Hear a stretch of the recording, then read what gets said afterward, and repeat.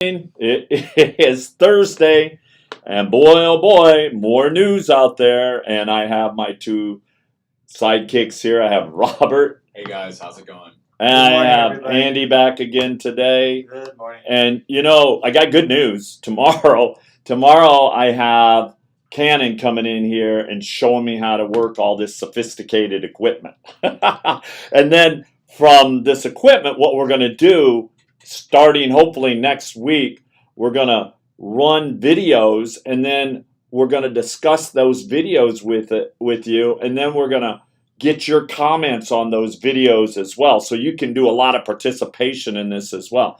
Hey, listen, there are some really crazy stuff going on in the media right now, and I want to get you guys' opinions on it. I've been listening to Tucker, I've been listening to Hannity, I've been listening to Biden, I've been listening to Kirby, I've been listening to all these people talking about this Nord Stream supposedly sabotage.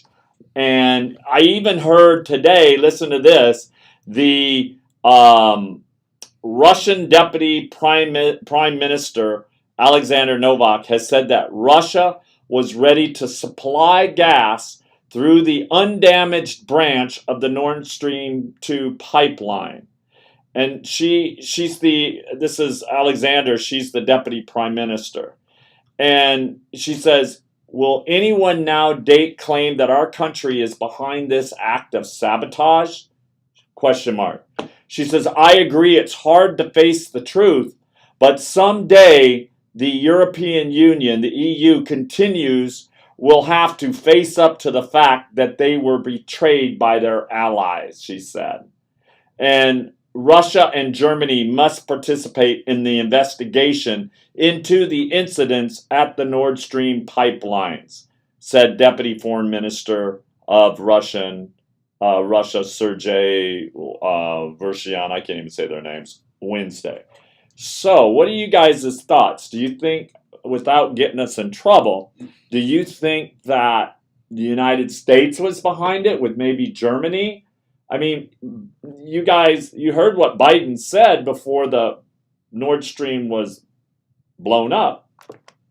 What's your thoughts? Yeah, well, we know that Biden was asked a question a few months back about how this would, that he said if Russia attacked Ukraine, he said that we would shut down the pipeline. And the reporter asked him, well, how are you going to do that? And he said, well, we can do it.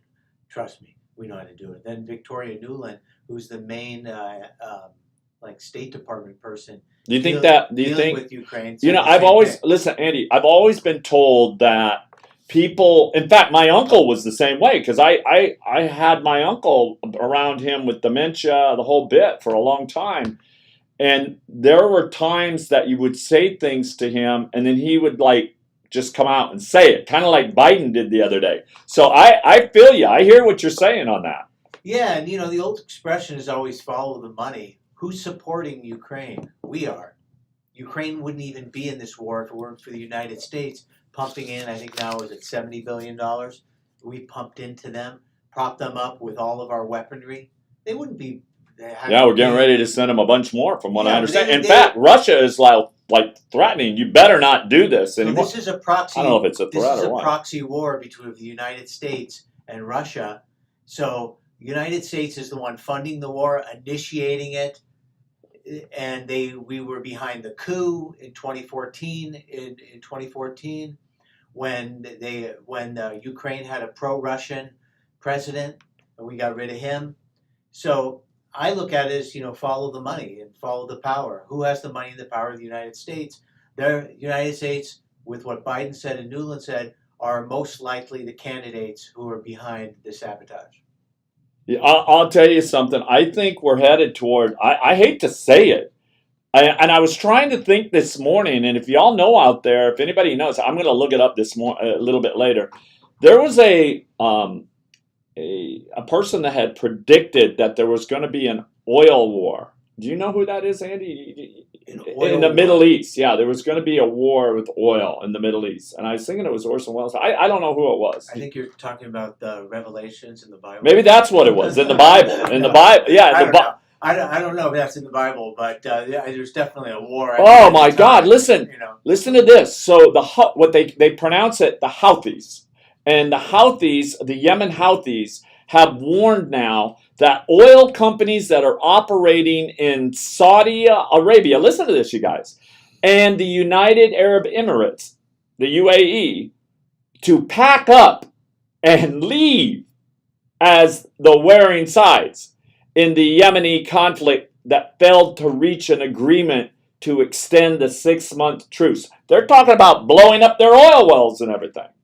So, Crazy. and not only that, now you have Biden and his administration literally talking to Maduro from Venezuela about upping their oil because OPEC shunned them. OPEC ain't doing nothing for us for oil. And not only that, listen to this, you guys, our oil reserves are the lowest. We're down to 400 million barrels of oil, and there are more going out. If anything was to really happen bad, we're screwed. So now he's going to Venezuela where we're going to get screwed even worse. And not only that, their oil is dirty. It's not clean. And that guy, Maduro, he's a big-time crook. He's a dictator. Yeah, how smart is it to buy a resource like that from your enemy? Yeah, what do you guys, I mean, come on, man. Biden, I mean, golly. You know, and then on top of that, listen to this. Today, there's news that came out that, and in fact, I want to share this with you, that the U.S. now is increasing its supply of medications used to treat injuries that accompany acute radiation syndrome. And this may be an indicator of looming damage. In fact, we have the survival shield. Yeah, exactly. Well, they just came out. Listen to this. Right. They just came out, and according to the U.S. Department of Health and Human Services, they're purchasing a supply of the drug called Nplate from Amgen, and it's approved to treat blood cells injuries that accompany acute radiation syndrome. And the White House is actually spending $290 million worth of this drug for case of nuclear emergency. Another nice bit of information to make you feel good here in 2022. I mean, they bought ammunition for the IRS. They're buying nuclear drugs for radiation. I mean, can you imagine? If we got hit with any type of radiation or nuclear, your skin is going to literally fall off your body. It's going to just fall. Your eyes, your hair will fall out. Your eyes will bug out. Start consuming iodine in a heartbeat. Iodine? What can iodine do? Well, iodine has Mason a function. iodine. Yeah, Mason iodine has a function for your thyroid glands, right? Which supposedly helps against radiation poisoning, Absolutely, correct? yeah, absolutely. Yeah. Wow. Iodine. Yeah, we actually have. I used to put iodine. No, we have some in the Mercurochrome. office, We so have if some in we're the here, office, we're okay. I bought Right? iodine Oh. for us. Do you have to like 4 put months that ago. around in a circle like a vampire or a witch or something? How do you put it on? No, you just take a couple just of take drops drops. internally. Ah, Yeah. okay. But we're protected here. If anybody, if you need shelter at the time of nuclear fallout, Where do we go? you come right here. Yeah, You're come going to to come UGG. right here. You're right. We're not only going to protect your financial assets, we can protect your life. You come here. We have the drops for you. Yeah. You'll be protected. Listen, I got some news for But you. it's mind blowing though. Maybe this is a tell to where we're headed, right? Like, I hope the hell not. Well, think about it. Why would you prepare and spend $290 million on radiation protection, right? Yeah. It makes no sense. No But sense. it makes at all. sense, right? If you're actually worried about that happening. Right. I know one thing. I know, yeah, no. Who knows? Who knows? So much happening right now. Hey, listen, I'm going to put the cameras on y'all because I want to share this study that came out, and I want to see you guys' I want them to see your reactions on this. So listen to this. There's a new study that Wall Street banks now, and this has a lot to do with what we've been talking about. They're doubling down on risk by selling credit default swaps on their risky derivative counterparties. Listen to this. Last Thursday, while news outlets focused on videos of the devastating impact of Hurricane Ian on the southwest coast of Florida, two researchers at the Office of Financial Research, they published a breathtaking and almost surreal analysis of how the mega banks on Wall Street are once again doubling down on unprecedented risk with derivatives and threatening the financial stability of the U.S. And this report was ignored by mainstream business media. So I'm going to get it out on my channel, right? Because this is real news. So I'm sharing this with you from Wall Street on Parade. So the Office of Financial Research was created under the Dodd-Frank financial reform legislation of 2010 to make sure that the Wall Street mega banks could never again ravage the economy and the financial system of the United States like they did back in 2008. You guys remember that, right? Of course. That's why they came out with the Dodd-Frank, right, Financial Act. So reform legislation. So by engaging in reckless derivative trades and toxic bets, the OFR describes its missions as follows. Listen to this. Our job is to shine a light in the dark corners of the financial system, to see where risks are going, assess how much of a threat they might pose, and provide policymakers with financial analysis, information, and evaluation of policy tools to mitigate them. Well, the OFR also notes that its research is done principally to support the Financial Stability Oversight Council and its member agencies. Remember that word, member agencies. So that's like your, J.P. Morgan. There you go. The member banks. Yeah. Member agencies. But the new research report from the OFR ignites the hair-raising question of how asleep at the switch are the members of the Financial Stability Oversight Council to have allowed a worse derivative mass to exit today than existed in 2008, when Wall Street banks blew themselves up and required the largest bailouts from taxpayers and the Fed in global banking history. What was that bailout? $875 million?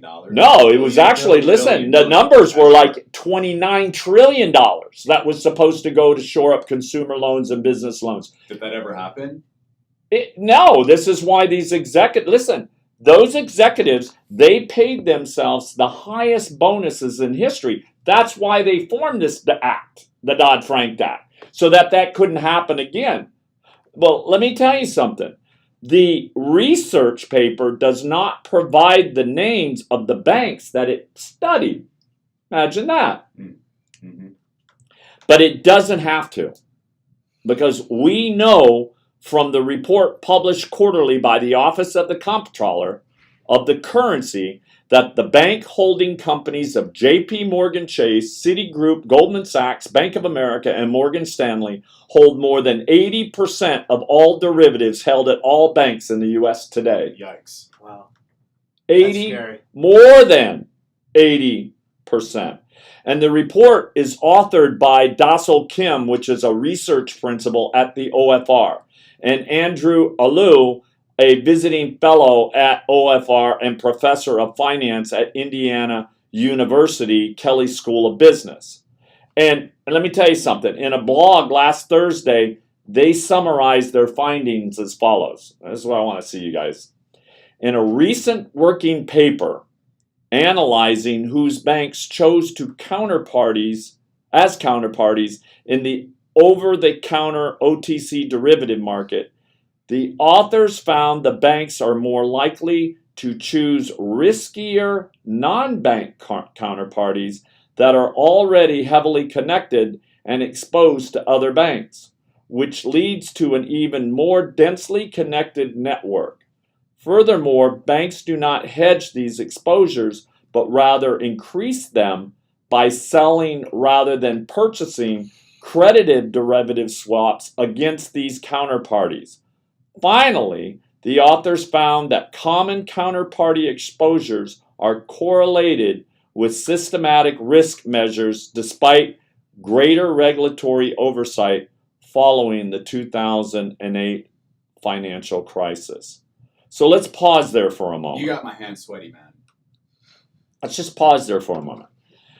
The sentence that they were talking about, the frightening thing that we've read since the Financial Crisis Inquiry Commission was released report on the 2008 financial crisis.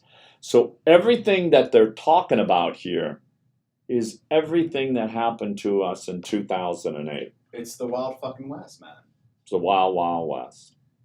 And selling credit default swaps are the most dangerous forms of derivatives.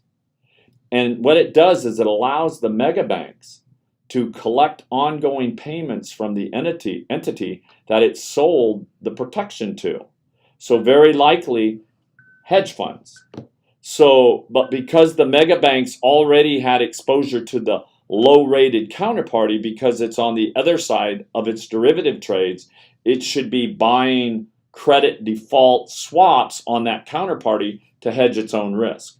So this suggests that, once again, the mega banks on Wall Street are taking on catastrophic risks to dress up their profits. In other words, make them look good, right? And deliver fat annual bonuses to traders and top brass while counting on the taxpayer and the Fed to bail them out when they blow it up.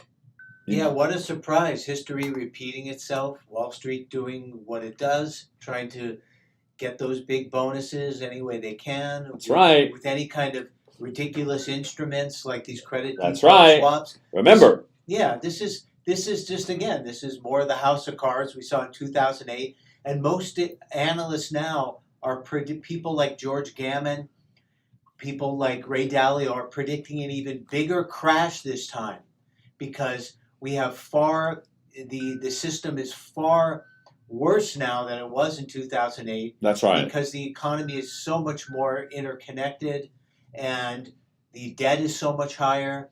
The balance sheet of the Fed is so much higher. All of these factors that are just tilting this thing really, really out of control. I have a question. Yeah. Let's say these institutions, these member banks, their net liquidity circulating through their bank falls below 30-40%. Are they going to come after depositor and creditor funds to bail themselves out? Because keep in mind, Dodd-Frank has that kicker in there, has that un-American policy, that socialist communist What's that policy? Go ahead and tell them what that policy is. Yeah, and where can they find that policy? Where can our viewers and our listeners go find that policy? If you type in your Google search engine or whatever search engine you use, if you type in FDIC, bail in, it actually takes you directly to the Federal Deposit Insurance Corporation's website. Yeah. And you could actually see what. So what do you mean? You mean to tell me that? And so what you're saying is that if I have money in a bank account and the banking system flops, that I could lose all my money in the bank? Yep. But it's FDIC insured. To an extent, but the FDIC, according to their website, has 100 years to pay you any money that's lost. So it could be over time. Over time, correct. Yeah, But here's the thing. Here's the kicker. It's not only for deposit accounts. This is for money market fund accounts, right? They have the ability to gate redemptions, right? Basically, that's a fancy way of saying, freeze you out of your funds. Or if, they break the buck in their terms, it's written as if the institution breaks the buck, they actually have the legal ability to conduct what's called an orderly liquidation of the funds. That's basically. And this is all in writing on the FDIC's bailout? Every member bank has this disclosure, right? The FDIC has it on their .gov webpage, right? You just have to know how to find this information. But they have the ability to legally, it seems like, sell your positions without your authority or your acknowledgement, move you into cash, and use your principal as a bailout. Robert, that's scary. Now I knew things like... Robert, can't they replace also with bank stock, which is basically worthless? Well, yeah, they basically provide you common bank stock as an IOU. Like they did in China, or wherever that was. Cyprus, Greece. Yeah, where they did. Japan. Hey, listen, I'll give you an idea for an idea what can happen when a mega bank sells credit swaps, like default swaps. Okay. Consider how there was a guy named by Howie Hubler. He was a star bond trader at Morgan Stanley, and he lost $9 billion. Billion. And Hubler was one of those who made early derivative bets that the lowest rate subprime bonds would fall during the 2007 and 2008 financial crisis using credit default swaps. Well, he bought protection by purchasing credit default swaps on subprime debt.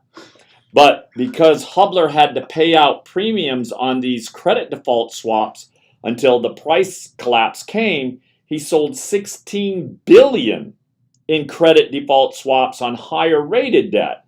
And obviously this was to collect the premiums to offset what he was paying out while he waited. So when the 16 billion turned out to be toxic as well, Morgan Stanley also lost at least $9 billion. And according to a government audit of the Fed's secret loans to the trading houses on Wall Street from December 7th through early July 2010, Morgan Stanley was the second largest recipient after Citigroup of the Fed's secret bailout loans, receiving a total of $2.4 trillion in cumulative loans from the Fed. $2.4 trillion. So the OFR blog continues, and this just goes on and on and on and on. And the thing is that everything here just tells you that we're facing and we're heading toward another crisis, possibly like we had in 2008, 2009. Who do you think is going to take the impact of this? We, retail investors, everybody, depositors, everyone. creditors to a bank. This is high level. What you're reading to our listeners. Oh, I know. I know. A lot of people. I know. They're not going to be able to retain this, but this is high level investment banking. This is high level actions being conducted by really, really powerful people at the top. Yeah. This is in a nutshell, these are listeners. You need to get your house in order, because it's clear to me that Morgan Stanley and all these other institutions, these member banks, don't understand how they're trading, and they're screwing everything up. They're taking a lot of risk and they're losing. What you're telling me right now, what you're reading to me, is clear. These are losses. These are repercussions, right? It's a crazy game that they play in Wall Street, but this is high level. The takeaway here is that the big boys on Wall Street and the banks, it's okay. They can lose billions of dollars, and they know the federal government will come and bail them out. Yep, exactly. You will not be bailed out. Nobody's going to write you a check. No one's writing me or you a check. We have to take care of ourselves, and we have to protect our own assets. That's the name of the game. This just shows you how the system, to a large extent, is rigged. Yeah. And these guys can do all their ridiculous trading, and then when they lose $10, $20 billion, they could come crying to the government, and they get bailed out. Or they shut down your account and bail you out that way. So the name of the game here is that this is not a fair system. We all know that. Everybody does. But there are real assets out there. There are assets that cannot be tampered with, that are not phony default swaps and credit swaps and all this stuff. There are real assets out there that you can have, that you can pass down, and that stand the test of time. Let me ask you guys something. People are probably wondering why we're on here talking about this. By the way, we're sponsored by United Gold Group, UGG, and you can call us at 800-753-8531. Again, it's 800-753-8531. Or you can call the trading department. Call me directly at 323-380-5485. If you want to speak to Andy, you can call and speak to Andy directly, or you can speak to Robert or any of the other brokers in here. Just call them. They'll be happy to talk to you. But guys, why do we do this? We do this because, number one, nobody else is talking about this. Nobody else is making you aware that, hey, listen, you're in a position to where you can lose everything. But I think we have the ability to help people out. You know, we're only doing this to help people out, right? To express ourselves and to show people, hey, listen, there is a way to break out of this matrix and actually create solvency and protection for you and your family. Yeah, yeah. And you know, we also want you to know that the system is broken. Right. And I'm going to share something with you. I always like to have my little moment, like the Green Goblins. And No, not the Green Goblins. I got another one here, but he just looks like he's on crack. This one does. Oh, good Lord. And like I said, next week I'll actually have videos where I can show you the videos, and then we'll discuss it. That way you can see what I'm talking about. But there's this guy. His name is Cary, Cary Momola, and he is certainly doing his part to show the world what life is like for criminals in Chicago, where if you do the crime, you don't do any time. If you do the crime, you don't do any time. I think that's going to become a name, like a phrase now. But this guy was arrested on September the 18th, and again on September 21st for the 14th time this year. You think you'd learn, right? 14th time. And he was taken in by police again for the 15th time following this week. He's 44 years old, and he's now charged with criminal damage to property and criminal trespassing. And this is what the judge says to him. And Judge Allen told, or Allen told the judge. He told Judge Barbara Dawkins during his latest bail hearing that his defendant has no less, and I say no less because I stopped counting at 27 misdemeanors convictions, including 7 from this year alone. He also has 5 felony convictions, Allen said, for burglary, attempted escape theft, and criminal damage. And Momola has also forfeited bond by failing to appear in court no less than 14 times, Allen told the judge. I stopped counting at 14. I stopped counting at 14. Yeah, 14. And the assistant public defender, Michael Grady, said Momola is unemployed and lives with roommates. So what does the judge do? The judge sets bail on the new charges at $5,000 with electronic monitoring, meaning that Momola must pay a $500 bail deposit to get out of jail. And he will earn a 30-day daily credit for every day spent in custody. She also ordered him to pay $300 bail deposit on each conditional charge matter he violated. He's due back in court on Monday and Tuesday. He's been arrested 41 times since 2014. He'll probably be back in jail probably today. It's like, well, I'm surprised that Lori Lightfoot hasn't hired him. No, she was busy singing. I think Lori Lightfoot She's busy doing hire this karaoke. man. She should give him a job. He's a great example of the community. This man is a stand-up citizen. He's a stand-up citizen. This man is living his life. He's productive. He's out there working. I think Lori Lightfoot needs to hire this man. And maybe he'll be on the next Democratic ticket for some, I'm kind of sympathetic to this guy's position. Why are you sympathetic? Oh my God! You want to get him a pillow and a blanket? Hey, listen, I'm kind of sympathetic because this is years of being manipulated by society. This is years of being in front of the TV, listening to what your friends are saying, being influenced by what you see around you. This guy honestly needs a good ass beating, a good whooping from a grown-ass man to get himself in shape. This is exactly what people are becoming who lacked the ability to think for themselves, right? Who lacked the ability to actually formulate a game plan on how to become successful, a game plan on how to provide for their family, for their mother, for their father, for their sister, brother. This is the new norm. I that's a great point, but I disagree a little bit because I think these guys are not stupid. They know that they can do crimes and they're not going to jail. They can do it again. They're not going to jail. They could go rob again. They're not going to jail. Like this guy's done it 41 times. He's he realizes they're never going to do anything to me. This is the lack of introspection and thought. This guy has no thought. Yeah. The thoughts that he does have, or the thought forms that come into his mind, or those from what he's heard on a music video, a rap video, TV, whatever the F, right?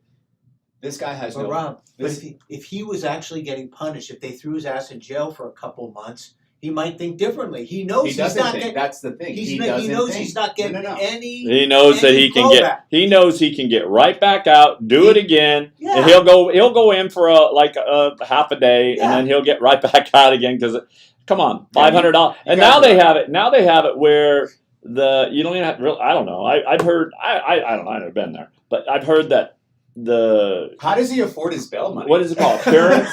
Like, From come on, you know, man. he's obviously robbing. He's probably Yeah, he's got probably had a couple of good successful robberies. Yeah. You know, Yeah. who knows? He's got some things. He's He's probably got a cell selling, phone. selling this, Yeah. selling that. You know, he's probably Selling crack, whatever. who knows. Something. I don't know. Hey, I got some other But news. he is programmed. I agree with you, Rob. He is programmed by all these rap videos and everything about thinking, you know, that this is a kind of life. There's a glamour to the life of being a thief or to screw in the system, and you know you don't have to follow anybody's orders. But look where it puts him. But anyway, what's on the table It should next? be do not pass go, stay in jail. Yeah, exactly.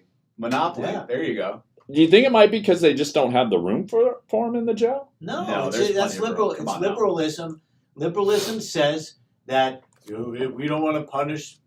We don't want to hurt their self-esteem by putting them in jail.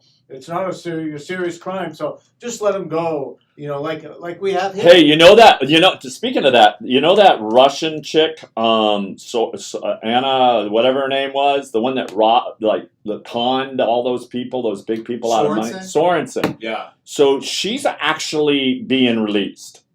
Oh, I thought she was released a while ago. No, she's getting released on bail. Oh, she was on the custody of ICE, right? Yeah, so Custody of ICE? she's I see. getting out on bail, and the judge told her that she has to be in a house with the ankle bracelet on, and she can't do any like social media or anything like that. We'll see how far that goes. But now Anna Sorensen, instead of going back to Russia where she belongs, right? Because she's not, being pushed back when they deport shit. Yeah. Yeah, no, she's going to stay there in New York, it looks like. Yeah, Anna Sorensen. Who's she going to con next? She had a different come up, right? From my understanding, from what I've read, she actually had a vision behind helping people for artists and creatives and stuff like that. Oh, is that right? But the way she did it was she conned the She banks. got in. I think she got in over her head is what she did. I don't know. She convinced senior VPs What woman to can't? massive institutions to fund a fake company. Yeah, they wasn't even there, right? Wasn't even Big there. wigs. Yeah, really important. Well, so did Theranos. Look at Theranos. And now she's still, something's still going on with that now. She was supposed to report to go to jail, but now there's some kind of going on with that Theranos chick that fooled everybody on this blood.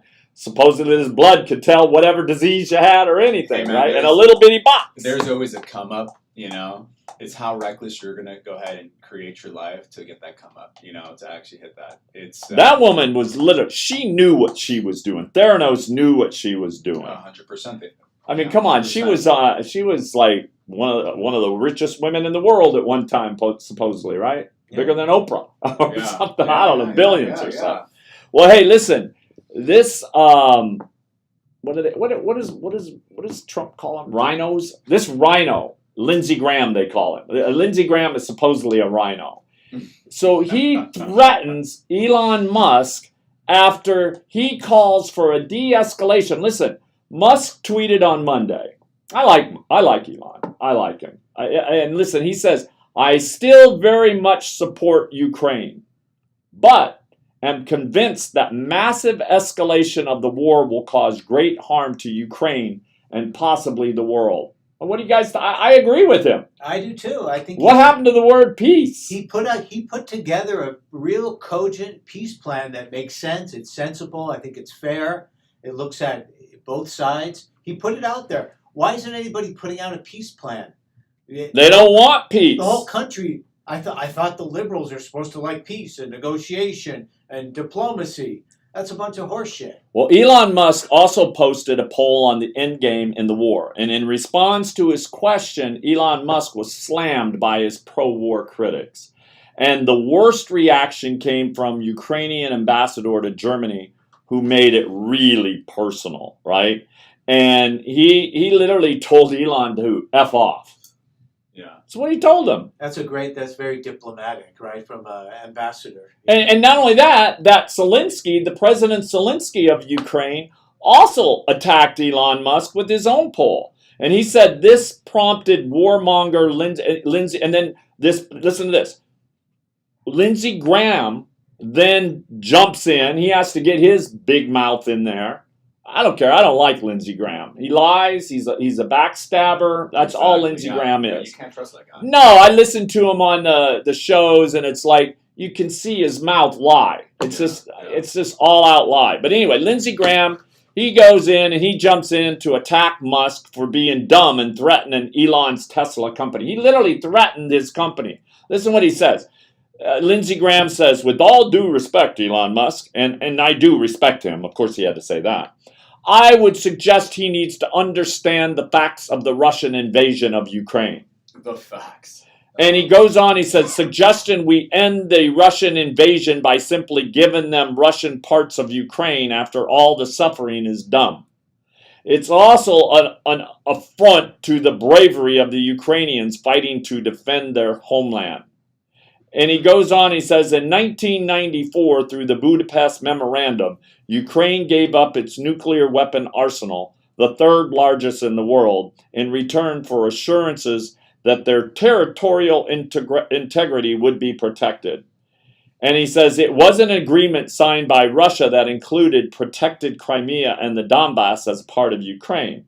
If you want peace in Ukraine, which we all do want peace in Ukraine, simply demand Russia honor the boundaries they agreed to in 1949 and withdraw their forces.